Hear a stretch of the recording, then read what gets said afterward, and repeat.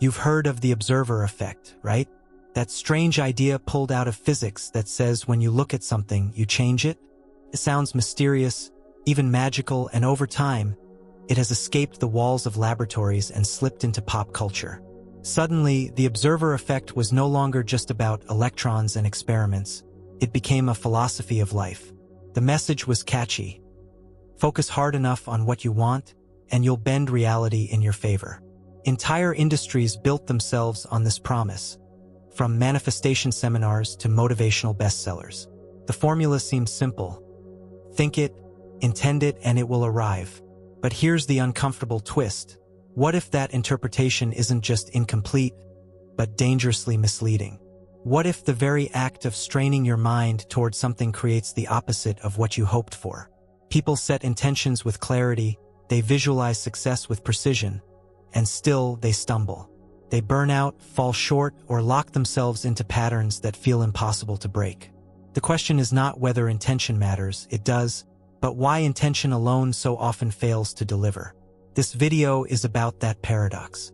It's about why even when you aim with absolute focus, the target can slip further away. Why intention, instead of being a straight path to achievement, sometimes twists into interference. We're going to dismantle the common myths, and in the process, uncover the subtler, overlooked dynamics that explain why good intentions so frequently betray the person holding them. You're about to see why our very expectations, those invisible strings tied to what we want, can tangle the process until it collapses. The observer's paradox isn't just about subatomic particles. It plays out in your daily decisions, your goals, and even your inner monologue.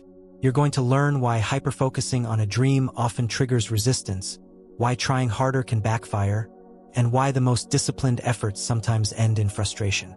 And most importantly, you'll discover a different way to approach goals. One that doesn't depend on brute force intention, but instead on creating conditions that make success more natural, less self-sabotaging, and far more sustainable. Let's begin with the illusion that started it all. The belief that simply observing, simply holding the thought or intention, guarantees results.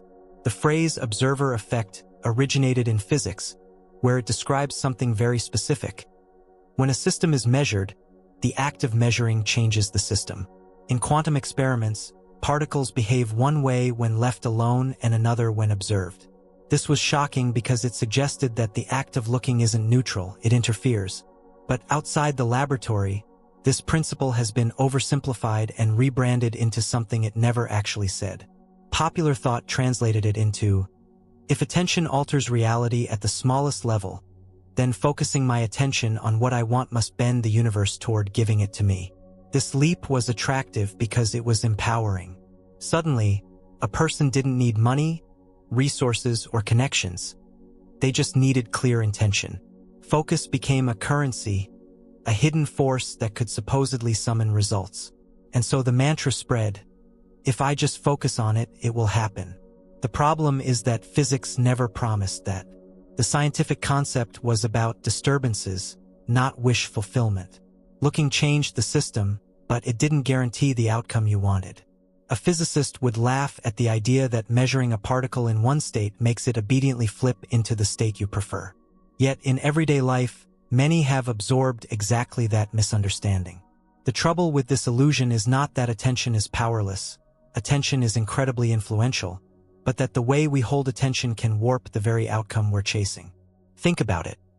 When someone fixates on their goal, whether it's getting a promotion, finding a partner, or achieving financial freedom, the intention often sharpens into obsession.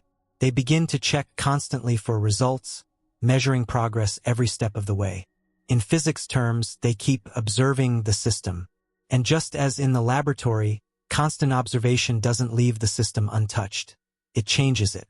The everyday version of the observer effect isn't that reality reshapes itself obediently around our wishes. It's that our own perception and behavior shift under the weight of expectation. The person who stares at their goal too intently begins to act differently, think differently, even perceive opportunities and obstacles differently. This might sound good, but here's where the paradox begins. Those subtle shifts don't always move them closer to what they want. In fact, they often sabotage it. Let's pull this apart carefully. The first mistake in the illusion of observation is assuming that attention guarantees alignment. In truth, attention often magnifies tension. The more tightly someone clings to their vision, the more they feel the gap between where they are and where they want to be. That gap becomes sharper, heavier, harder to ignore. Instead of energizing them, the intention drains them, because every moment they notice the absence of the result, they feel frustration. That frustration subtly feeds back into their behavior, making them impatient, rigid, or anxious. The second mistake is forgetting that intention is never just mental. It expresses itself in microactions. If someone is convinced they must land a specific opportunity, they might push conversations unnaturally or overlook alternatives because their eyes are locked on one version of success. If someone is desperate to prove themselves, they might micromanage, over-explain, or overextend. These actions, born out of excessive observation of the desired outcome, distort the path instead of clarifying it. The third mistake is underestimating how the brain filters reality. The illusion suggests that by focusing, you attract results. But neuroscience tells us that by focusing, you bias perception. The brain begins to scan for confirmation of the desired story.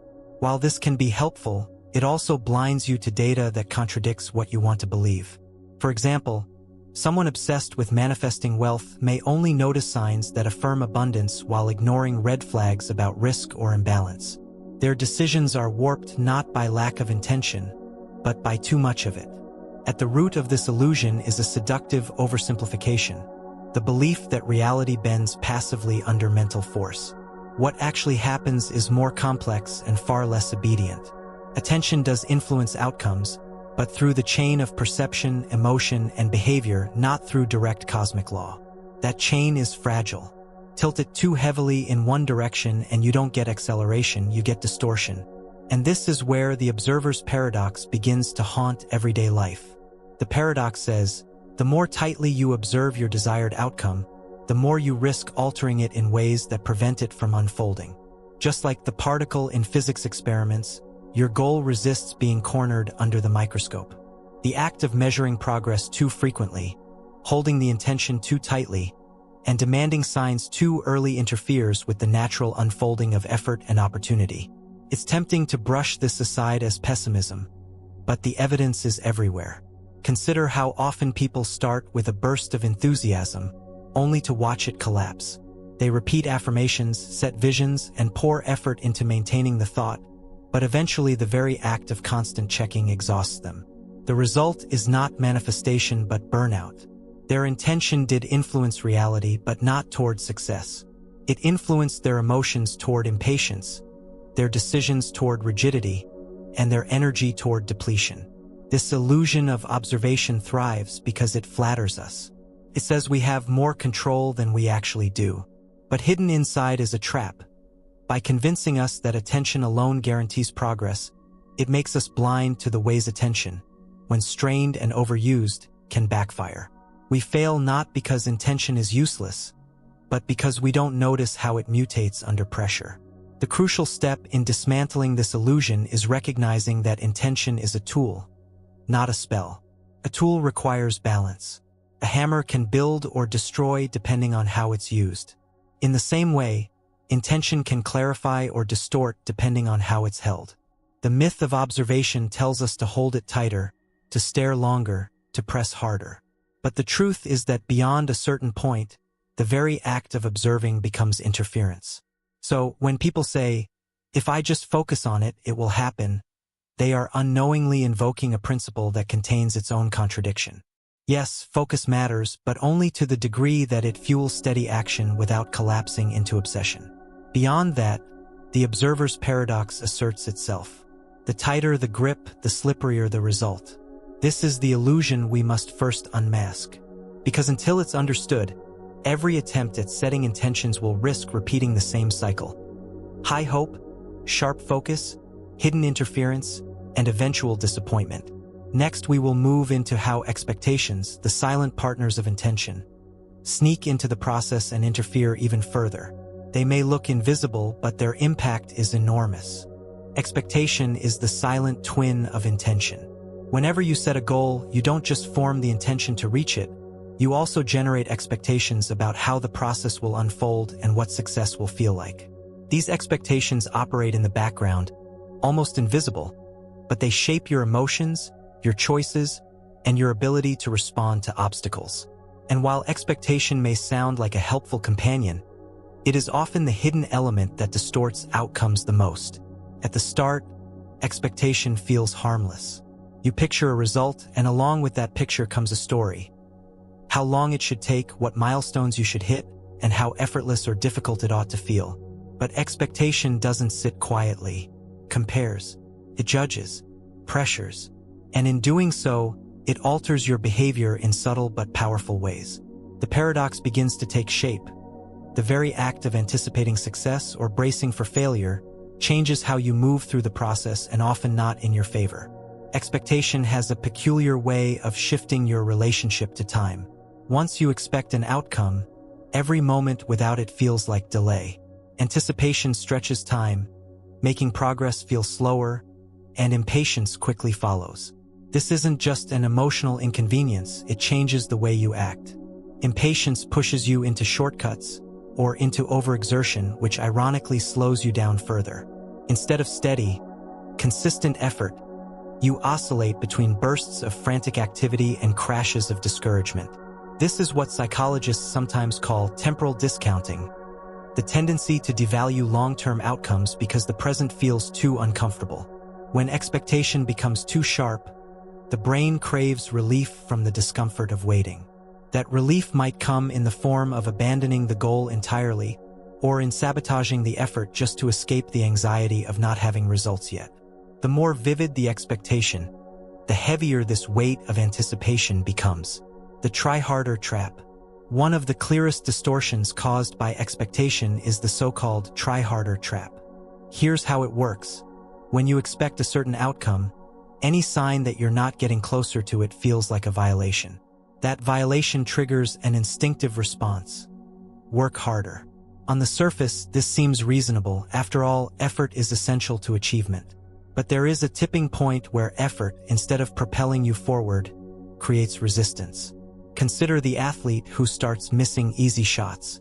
Their expectation is clear. I should perform flawlessly. The gap between that expectation and reality produces tension. To compensate, they tighten their grip, they force their movements, they think about every tiny detail instead of trusting their training. What happens? Their performance deteriorates further. The harder they try, the worse the outcome becomes. This isn't because effort is bad. It's because effort layered with desperation becomes self-defeating. In everyday life, the same trap appears in careers, relationships, and creative projects. A professional who expects rapid promotion might overcompensate by working late every night, micromanaging colleagues, and obsessively tracking metrics. Instead of impressing their superiors, they create friction. Their over-effort signals insecurity, not confidence. Similarly, someone expecting a relationship to work out quickly may force intimacy, demand reassurance, or read too much into small signals, pushing the connection into collapse. The irony of the try-harder trap is that it springs directly from intention twisted by expectation. The original intention to succeed was healthy. The expectation that success must happen in a certain way and within a certain time frame turned that healthy intention into rigid force. And rigid force nearly always meets resistance. Neuroscience adds another layer to this paradox. Once you form an expectation, your brain becomes a filter. It begins to seek information that confirms what it already anticipates, a phenomenon known as confirmation bias. On one hand, this can be motivating. If you expect to improve, you'll notice small signs of progress and feel encouraged. But when the expectation is absolute or unrealistic, confirmation bias becomes a saboteur. Suppose you expect rapid success in a new business venture. Confirmation bias will push you to notice every small victory as proof you're on track. But it will also blind you to warning signs. You might downplay financial risk, ignore customer feedback, or brush aside early failures because your brain is primed to look only for evidence that matches the expected story. On the flip side, if your expectation leans toward failure, the same bias works against you. You'll interpret neutral events as negative, misread opportunities as threats, and filter your environment for signs that things are going badly. The expectation becomes self-fulfilling, not because the universe is rigged against you, but because your brain refuses to process data that contradicts the script you've already written. This bias is subtle because it feels like perception, not distortion. You believe you're simply seeing reality, when in fact you're seeing expectation mirrored back at you. And by acting on that distorted perception, you steer your decisions in ways that reinforce the very outcome you feared, or the flawed path you overconfidently assumed was correct. Expectation and emotional feedback loops. Another hidden consequence of expectation is the emotional feedback loop it creates. Expectations generate emotions: excitement when things align, frustration when they don't. These emotions then shape your behavior, which in turn influences results, which feed back into the expectation. The loop accelerates quickly. Take the example of someone expecting recognition at work. They anticipate praise after a big project. When that praise doesn't come immediately, they feel disappointment. That disappointment leaks into their body language, their interactions, their willingness to collaborate. Colleagues pick up on this tension, creating subtle distance. That distance further convinces the person that they're being overlooked. The original expectation didn't just fail. It created a spiral that moved them further from what they wanted. In relationships, the loop can be even more destructive. Expecting constant validation, a person may grow anxious when their partner seems distracted. That anxiety produces clingy or defensive behavior, which makes the partner withdraw. The withdrawal then confirms the expectation of being unloved, intensifying the anxiety. Without realizing it, the expectation has scripted the relationship into a cycle of conflict. Brain imaging studies shed light on why this happens. Anticipating a reward activates the brain's dopamine pathways, the same circuits triggered by addictive substances. Dopamine isn't just about pleasure. It's about wanting, about the drive to pursue. When expectation is strong, dopamine spikes. This feels motivating at first, but it also creates volatility. The brain starts craving the reward signal itself, and every delay feels like withdrawal. That's why unmet expectations sting so deeply. It's not just disappointment, it's a chemical crash. And like any crash, it tempts you into overcompensating, either by chasing the goal harder or by giving up altogether. Neither extreme serves you. The brain, under the sway of overstimulated dopamine circuits, becomes poor at balance. Subtle progress feels intolerable. Only immediate confirmation of expectation feels satisfying. This explains why people abandon long-term goals for short-term distractions. The brain is wired to prefer the relief of instant alignment with expectation over the slow, steady work of real growth. And unless you recognize this mechanism, you'll mistake the crash for proof that the goal was impossible, when in fact it was the weight of expectation itself that destabilized you. When all of these elements combine, the impatience of anticipation, the rigidity of the try-harder trap, the blindness of confirmation bias, and the volatility of dopamine-driven craving, expectation transforms from a guide into a saboteur. It's not that expectation is inherently toxic. Without it, we'd have no reason to aim for anything. The problem is that once expectation becomes too precise, too rigid, or too emotionally loaded, it begins to alter behavior in ways that directly undermine the goal. Think of it like trying to hold water in your hands. A gentle cup will hold enough to drink. Squeeze too tightly and it all leaks out. Intention is the cup. Expectation is the squeeze. Without some degree of expectation, you wouldn't pursue the goal at all. But too much and you destroy the very capacity to carry it forward. Of course, it's easy to say, just release your expectations. But in practice, letting go feels unnatural. The mind clings to expectation because it craves certainty. Certainty reduces anxiety. Without it, you feel vulnerable. And so you construct mental blueprints of how the future should unfold, even though you know deep down that reality rarely obeys blueprints. This craving for certainty is deeply human, but it's also the root of the paradox.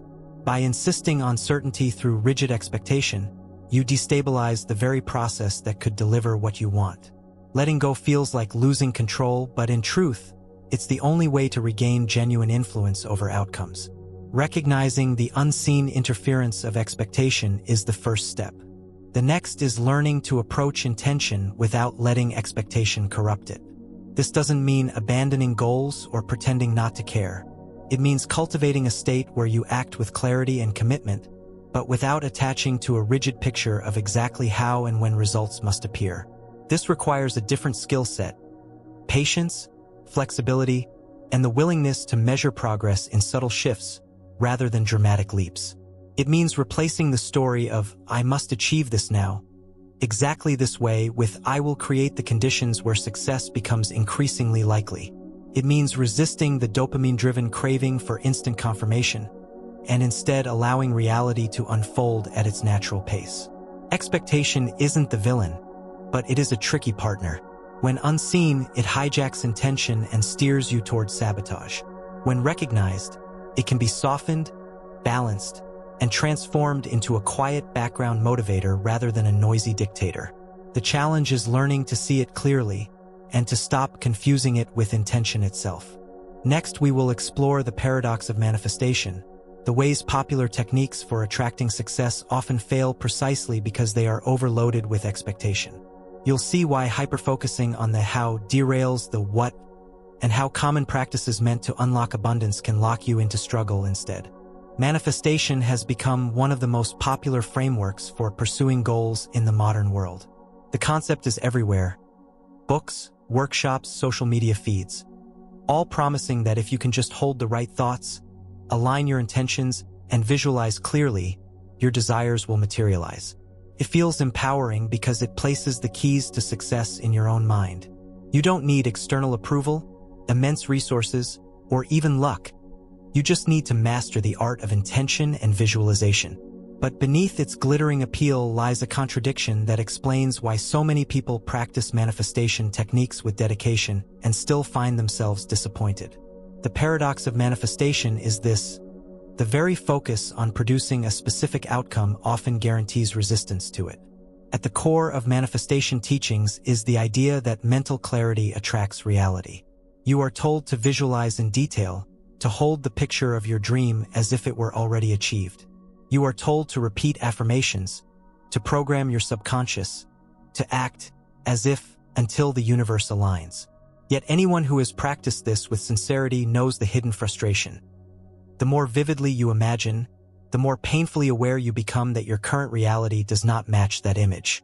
Instead of creating alignment, the exercise creates contrast. You see not just the dream but the gap between the dream and the present. And the longer that gap remains, the more discouraging the practice becomes. What was meant to inspire turns into a daily reminder of lack. The paradox intensifies because the methods themselves often foster hyperfocus on the process rather than openness to the result. When you are instructed to visualize a particular path, repeat affirmations with rigid wording, or script the exact unfolding of events, you start locking yourself into the how. You start believing that not only must the end result occur, but it must occur through the exact sequence you have envisioned. The more tightly you hold this imagined script, the more you narrow your capacity to notice alternative pathways. Opportunity can be sitting right in front of you, but if it doesn't match the script, you dismiss it. The very practices designed to open you to possibility can blind you to it. Consider the entrepreneur who builds a vision board of their dream company, complete with revenue goals, media headlines, and accolades. They visualize daily, repeat affirmations, and hold that picture with conviction. But when actual opportunities appear, perhaps a modest collaboration, a partnership in a smaller niche, or an unconventional approach that doesn't resemble the vision, they hesitate or even reject them. Why? Because these opportunities don't align with the exact image they've been rehearsing in their mind. Their manifestation practice has narrowed their aperture instead of widening it. They mistake fidelity to the image for progress toward the goal, and in doing so, they strangle flexibility. The same paradox shows up in athletics. A competitor who spends hours visualizing the perfect performance can become so invested in matching that internal movie that the moment reality deviates, panic sets in. A minor slip feels catastrophic because it means the script is off course. The intention to succeed was genuine, but the attachment to the visualization turned it brittle. Instead of adapting fluidly to the unfolding moment, the athlete collapses under the pressure of expectation. Their own manifestation ritual, meant to create mastery, becomes the reason they choke. What makes this paradox so tricky is that the practices do work to a degree. Visualization can sharpen motivation. Affirmations can shift self-talk. Acting as if can break patterns of self-doubt.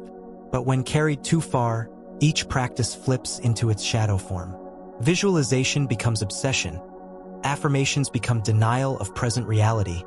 And acting, as if, becomes performance rather than authentic engagement. The paradox of manifestation lies in this thin line between helpful priming and harmful rigidity. Underlying it all is the same principle we've already seen in the observer's paradox.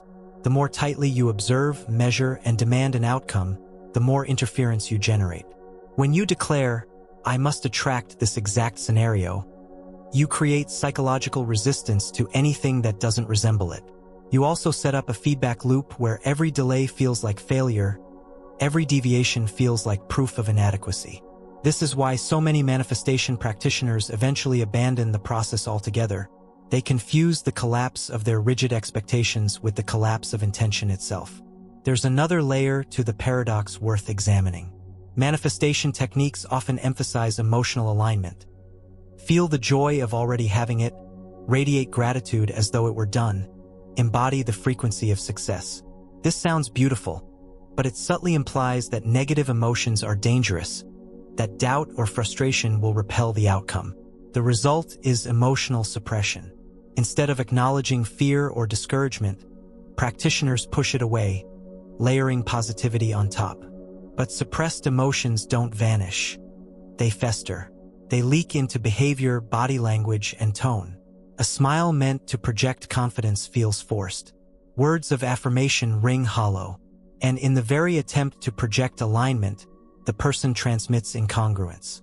Others pick up on it, consciously or unconsciously, and trust diminishes. Once again, the technique designed to attract begins to repel. The paradox becomes most visible in real-world failures, even though we won't use personal anecdotes here. The athlete who trains relentlessly only to freeze at the decisive moment. The professional who perfects their pitch only to falter when stakes are highest.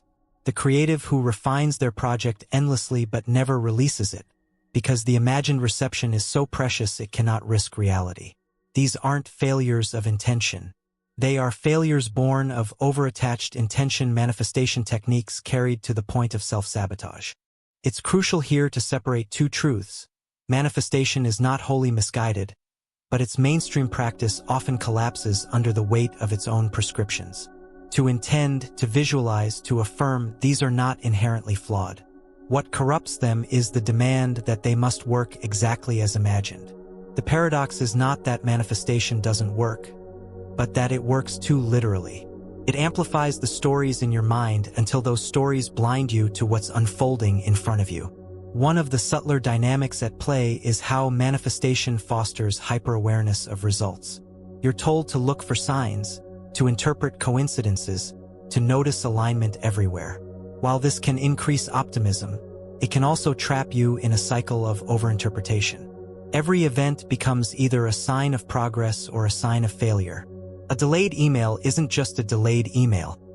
It's evidence that the universe is withholding. A small win isn't just a win. It's proof of cosmic alignment. This creates emotional volatility, where your sense of stability rides entirely on external signals. Ironically, this volatility undermines the very confidence manifestation is supposed to build.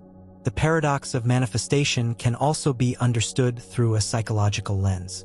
When you set an intense, specific intention and hold it constantly in your awareness, you activate what's called the goal shield. The brain prioritizes the goal and screens out competing information. This can be helpful for focus, but it comes at a cost. Tunnel vision. Tunnel vision means you ignore alternative strategies, underestimate obstacles, and sometimes push straight into dead ends because your brain has filtered out warning signs. What feels like laser focus is actually a narrowing of perception, and the narrower your perception, the easier it is to miss crucial opportunities. Another feature of the paradox is the way hyperfocus turns natural processes into forced ones. Growth, learning, and skill development unfold gradually through cycles of effort, rest, and adaptation. But when manifestation is layered on top, people often try to rush this process, demanding results before they've matured. This creates premature evaluation, constantly checking, is it here yet? Did it work? In nature, seeds don't sprout faster because you dig them up every day to see if they've grown. Yet that is precisely how many approach manifestation. They keep checking the seed, disturbing the very process they claim to trust. Perhaps the most important insight within this paradox is that manifestation fails not because it asks too little of us, but because it asks too much of the wrong thing. It asks us to grip the mind tightly, to rehearse images endlessly, to police emotions so that only positivity is allowed. But success in any domain rarely comes from over-control. It comes from balanced engagement, clear goals paired with adaptability, effort paired with rest, intention paired with detachment. Manifestation promises empowerment but often delivers entrapment because it confuses control with creation. The way forward, then, is not to discard the idea of manifestation entirely, but to reinterpret it. Instead of using it as a command to force outcomes through thought, it can become a tool to prime the mind and body toward openness. Visualization can be used not to script exact events, but to prepare the nervous system for possibility. Affirmations can be used not to deny doubt, but to anchor self-worth in the midst of it. Acting as if can be used not to perform perfection, but to practice resilience. When freed from rigid expectation, these practices can support rather than sabotage. The paradox of manifestation reveals a deeper truth about human intention. The mind is powerful, but it is also fragile.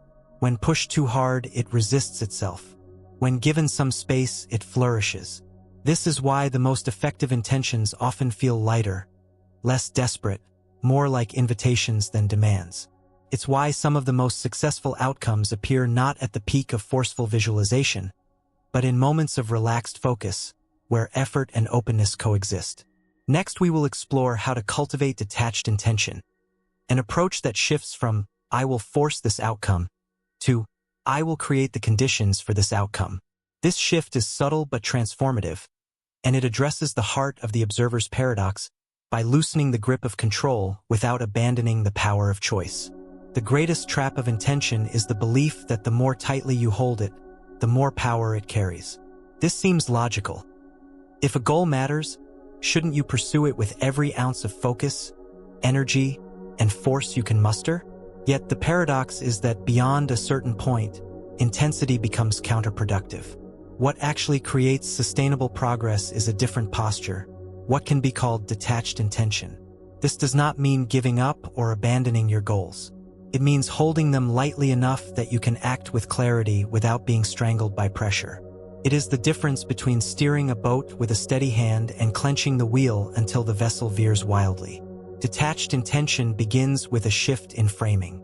Instead of saying, "I will force this outcome into existence," the focus becomes, "I will create the conditions where this outcome is likely to emerge."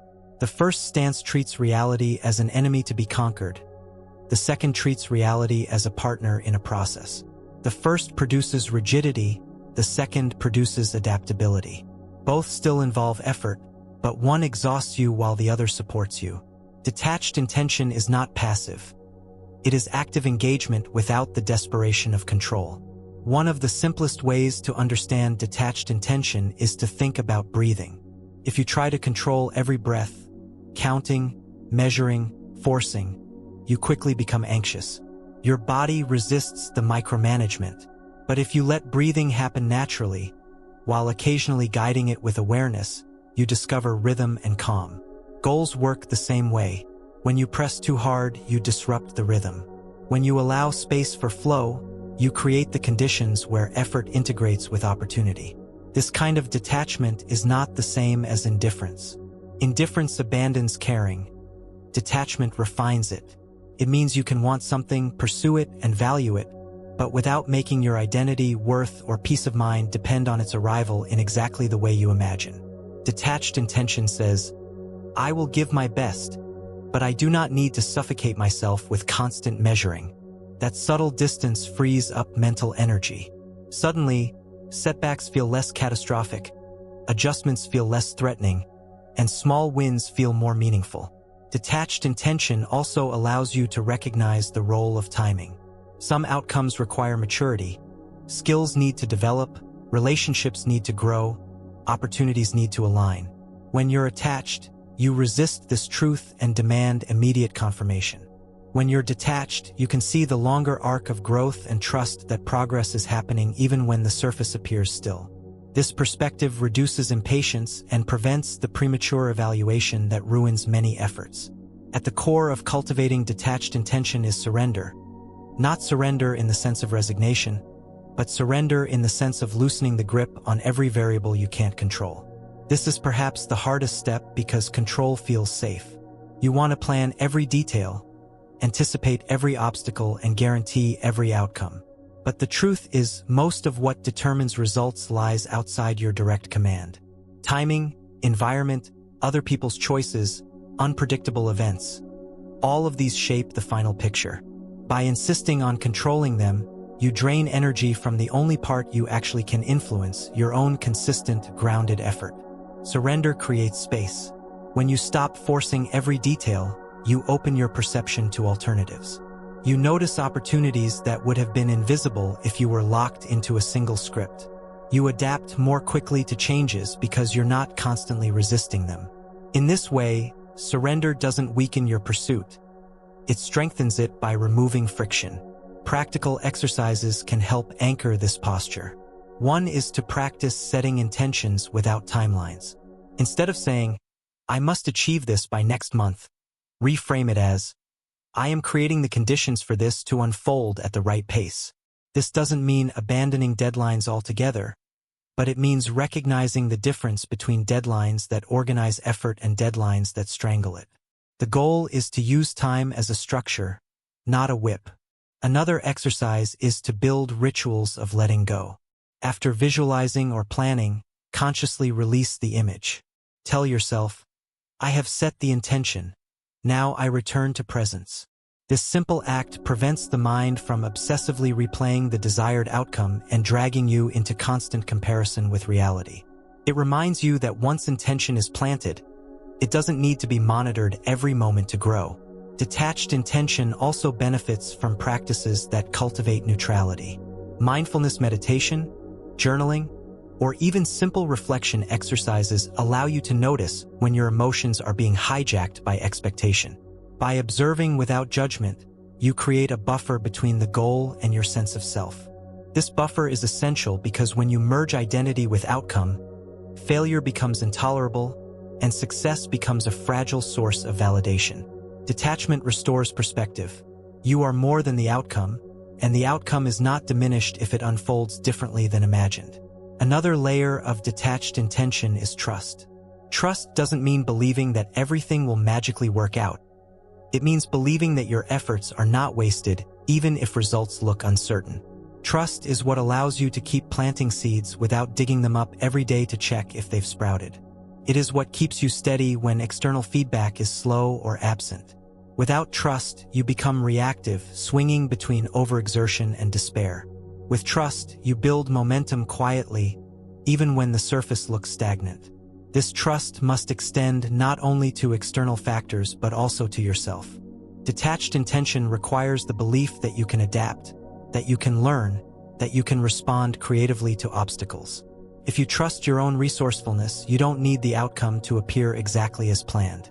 You know you'll be able to work with whatever appears. That flexibility is the essence of detachment.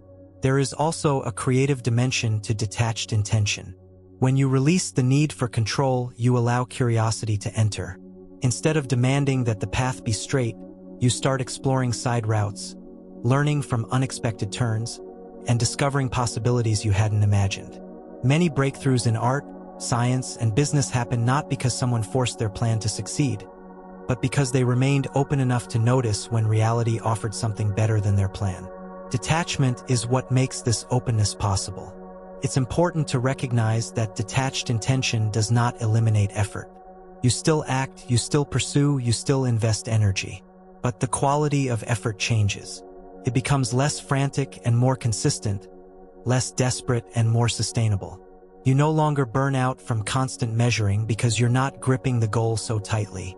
You find a rhythm that feels both steady and adaptable. And that rhythm is what allows long-term success.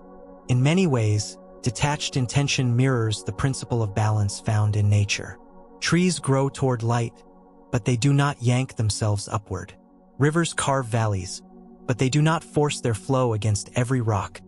They adjust, bend, and continue. In the same way, detached intention aligns your effort with natural rhythms instead of clashing against them. It's less about conquering reality and more about cooperating with it. One of the most profound outcomes of detached intention is resilience. When you're too attached, setbacks feel like death sentences. When you're detached, setbacks are simply adjustments. You recalibrate and continue without collapsing into despair. This resilience compounds over time, making you far more likely to succeed because you can withstand the long arcs of uncertainty that every meaningful goal requires. Cultivating detached intention is a practice, not a one-time shift. The mind will constantly try to reattach, to demand certainty, to grip outcomes tightly again. Each time, you have to notice and loosen the grip. Over time, this becomes easier. You start to feel the difference between acting from desperation and acting from steadiness. And once you feel it, you'll never confuse the two again. Detached intention doesn't erase ambition, it purifies it. It transforms goals from rigid demands into guiding stars, from heavy burdens into energizing pursuits. It reminds you that while you cannot command every variable, you can always influence the conditions. And when you do that consistently, results often appear in ways more surprising and fulfilling than anything you could have forced. Next, we will look at how to reclaim your agency fully, understanding that intentions themselves are not the problem, but that their intensity and attachment often sabotage you. From there, a new framework emerges for setting goals with clarity while avoiding the pitfalls of the observer's paradox.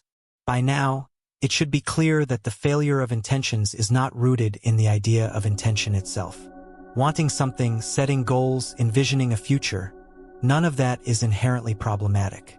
The issue arises when intensity hardens into obsession, when attachment converts possibilities into rigid demands, and when expectation contaminates clarity. To reclaim your agency, you must separate intention from the distortions that sabotage it. This final step is not about discarding intention but about wielding it wisely, like a tool sharpened rather than dulled by use. The first realization in reclaiming agency is that intention alone cannot guarantee results. Effort, timing, adaptability, and chance all intertwine with what you aim for. But this is not disempowering. It's liberating.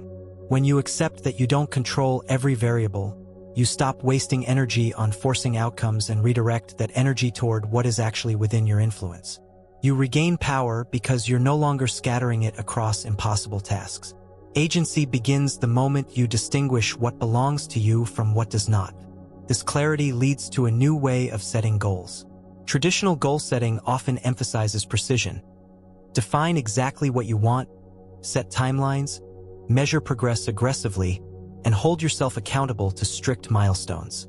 While structure has value, it becomes dangerous when mistaken for certainty. Reclaiming agency means writing goals that are clear in direction but flexible in expression. Instead of saying, "I must achieve this exact position by this exact date," you frame it as, "I will cultivate the skills and relationships that make this position likely." The distinction may seem subtle, but it changes everything. One version binds your identity to external confirmation. The other builds your confidence on continuous growth. Another crucial step in reclaiming agency is untangling your worth from outcomes. So many intentions fail not because the goal was unreachable, but because the person carrying it collapsed under the weight of self-judgment. When every success or failure is read as a verdict on your value, you become paralyzed. The antidote is to recognize that outcomes are feedback, not identity. A failed attempt does not mean you are a failure. It means the strategy didn't work. A success does not make you inherently superior. It means a particular alignment of effort and circumstance produced a good result. By holding outcomes as data rather than verdicts, you remain free to adjust, learn, and continue. Reclaiming agency also requires acknowledging the role of intensity. Intentions are not bad, but when carried with too much emotional charge, they burn you. Attachment transforms them into chains. Agency means choosing the intensity level consciously. Sometimes you need strong focus to push through resistance, but other times you need lightness to prevent burnout. Knowing when to tighten and when to loosen your grip is the art.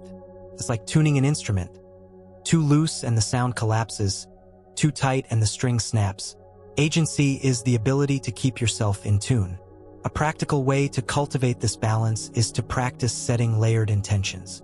For example, you can set an outer intention, the concrete outcome you want, an inner intention, the qualities you want to embody while pursuing it, and a foundational intention, the deeper values you refuse to compromise on regardless of the result.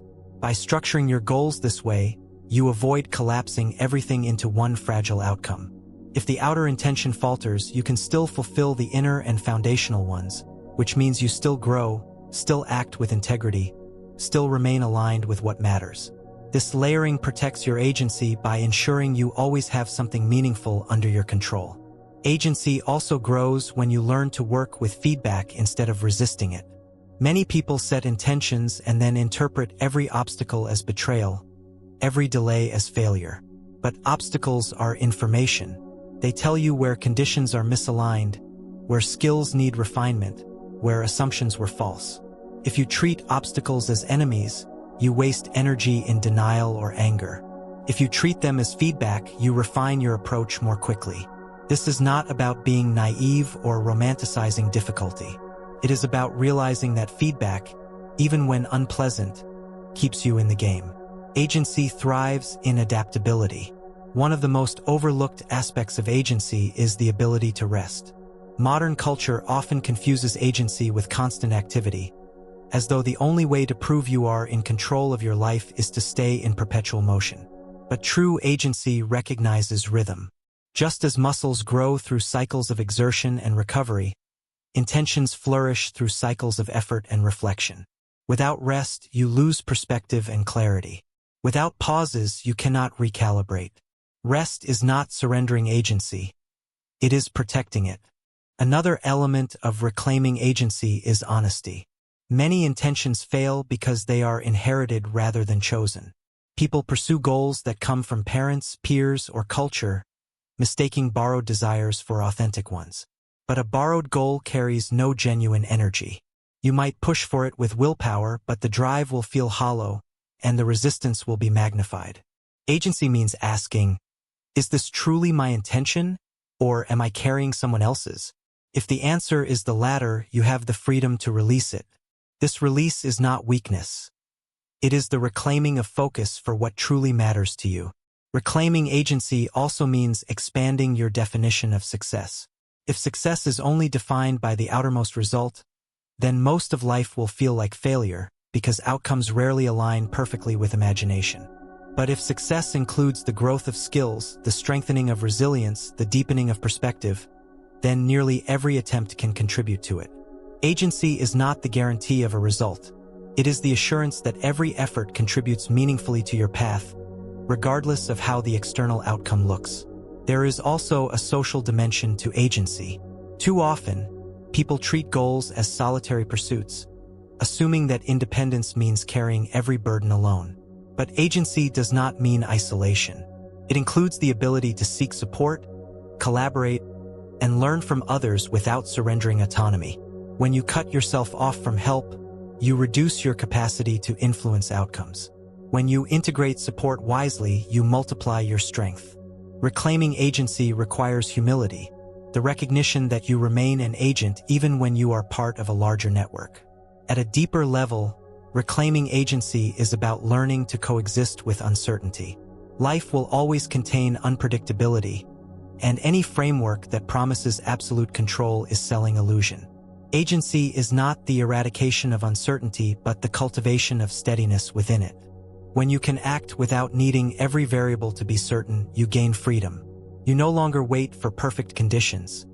You begin, adjust, and continue regardless. That steadiness is the essence of empowered living. The observer's paradox has shown us that intention, when too intense, sabotages itself. The way out is not to abandon intention but to refine it. Detached intention keeps you steady. Reframed goals keep you flexible. Feedback keeps you adaptive. Rest keeps you clear. Honesty keeps you authentic. And humility keeps you connected. When these elements combine, you reclaim agency in its fullest sense. You are no longer a prisoner of expectation, no longer swinging between over-control and despair. You become someone who can intend with clarity and act with freedom, creating conditions for outcomes without strangling them. The final thought is this: it's not about eliminating intention.